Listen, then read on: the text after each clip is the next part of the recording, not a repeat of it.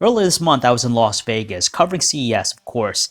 I was walking one of the halls, and all of a sudden, I came across Razer's booth. They were showing off one of their latest concepts, Project Linda.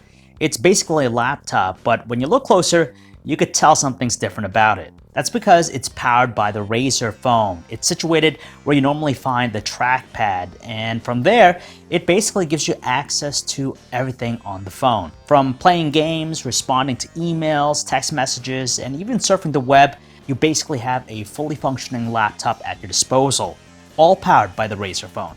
Now this, interestingly enough, brought back several memories of the Motorola ATRIX 4G, which was first announced back at CES 2011. So even though Project Linda is a cool concept where you have a phone powering a laptop, the idea isn't really original because that's basically what the Motorola ATRIX 4G did back in 2011. It's a notable smartphone for several reasons. The first being it was the first true high-end Android offering on AT&T's lineup. Before that, the carrier basically had things like the Motorola Bravo, the Flip Side, and even the Flip Out, and none of them were really powerhouse Android smartphones. Then came the ATRIX 4G. Again, it was announced back at CES 2011, and it had a pretty respectable spec sheet. It featured a 4-inch QHD display, a dual-core NVIDIA Tegra 2 processor, 1GB RAM, and a 5-megapixel camera. It was also one of the few phones at the time to take advantage of video chatting because it did feature a 0.3 megapixel front-facing camera, and it did offer faster data connectivity courtesy of HSPA+.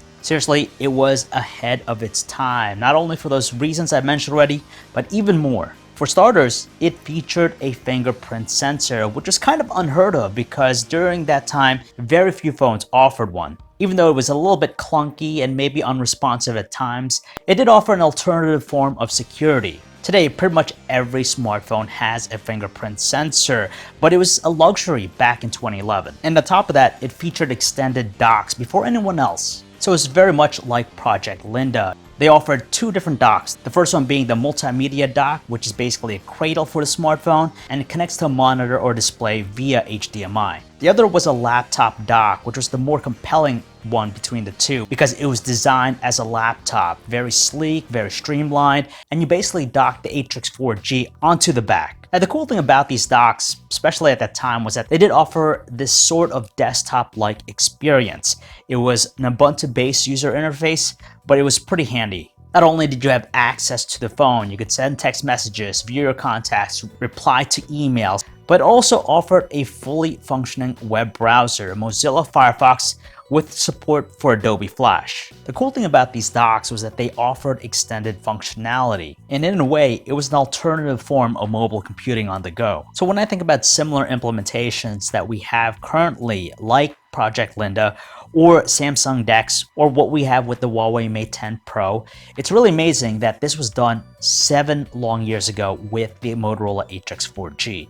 Of course, they did enhance the experiences with these modern-day interpretations, but the Motorola ATRIX 4G did establish this back long ago. Honestly, it's a shame what happened with the Motorola ATRIX 4G. It really was ahead of its time. Now, despite all of its innovations, it really never reached the same kind of notoriety that we saw with other phones during its time. It was priced to sell at $200 with a 2-year contract, the same cost as any other phone of its caliber at the time. But I think it was more about the pricing of the docks that really made people apprehensive about buying them. For example, the laptop dock was priced at $500. That was something you had to pay in addition to the $200 for the phone. Even though it has long been discontinued, it will be remembered as one of those gadgets that was cool and forward-thinking. Sometimes we take for granted the things we have today in our modern smartphones, like fingerprint sensors and those speedy data connections. Smartphones have gotten better in terms of the hardware over time, but meaningful innovations have been really tough to find.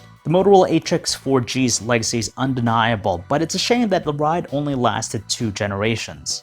And there you go, guys, that is it with this video. The Motorola ATRIX 4G was an amazing phone. I remember checking it out, reviewing it, but it was just way too ahead of its time. So if you guys want to learn more about any of the stuff I talked about in this video, you can check out our website, PhoneArena.com. This is John V, signing off.